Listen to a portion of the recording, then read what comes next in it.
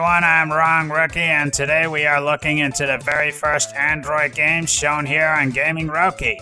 Now, before I begin, I had a chat with my brother, and he has given me some good inputs. One of them was, why not showcase Android games?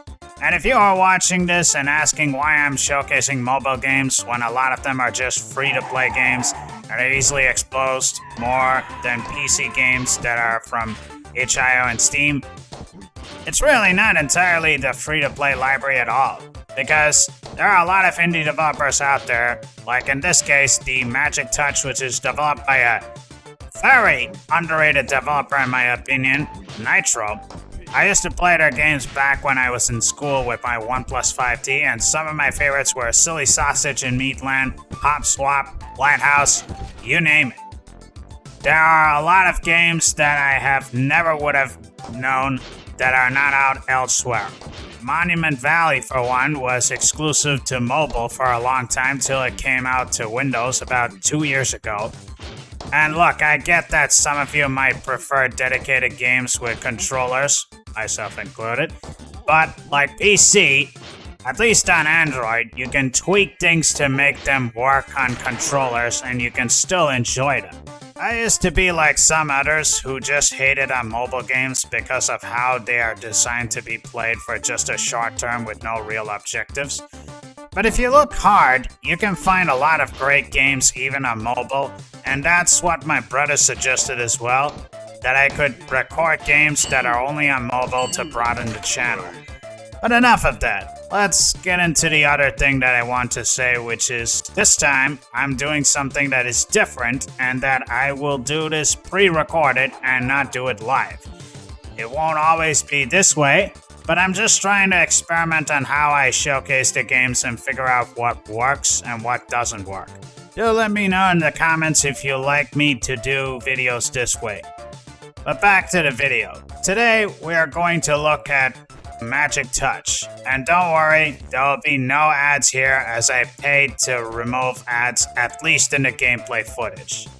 This is actually a very unique game, and it has you to just draw the exact pattern that is on the balloons from incoming enemies to make them fall down.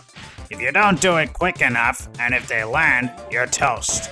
You can get certain stuff like a fairy that revives you once, or get a lot of money that you can use to buy spells that have different effects, like in this case, slowing down time. The game has a decent replay value, it having 4 modes.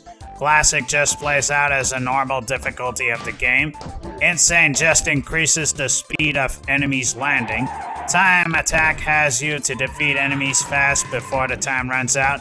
And finally, Zen just has you doing it in the most relaxed manner and is the best mode to get a lot of coins if you want to get a lot of coins.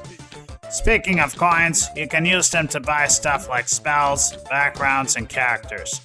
You of course will have to grind a lot as you get to the more expensive ones.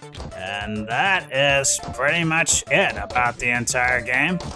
And okay, I get that it's a mobile game that's designed to be played in short bursts and then you move on to the next game, but at least the music could be different. Just one song plays in the entire game and it does get old very fast. And I also find it a bit frustrating that you can only use the spells that you buy in situations where the game allows you to, and not whenever you want to use it. I mean, I get that it was intentional so that the game does not end up being broken, but it is kind of frustrating that you bought the spell and it's only used on occasional moments. I also don't get why there are a lot of modes in this game. I can understand Zen mode, but Insane and Time Attack mode make no sense being here, especially considering that they play nearly the same. And lastly, I would have liked it if there was a story mode of some sort, as usually Nitrome games would have some kind of a brief story, and that gives you a plot, and then you follow the game till the end of the plot. But other than that, this is a nice short high score kind of game that you can check out if you're interested in arcade games where it's about the score. Well, that is it with this one. If you like what you've seen, then please give a like, comment, and subscribe. And in the meanwhile, thank you for watching Gaming Roki. Have a good one.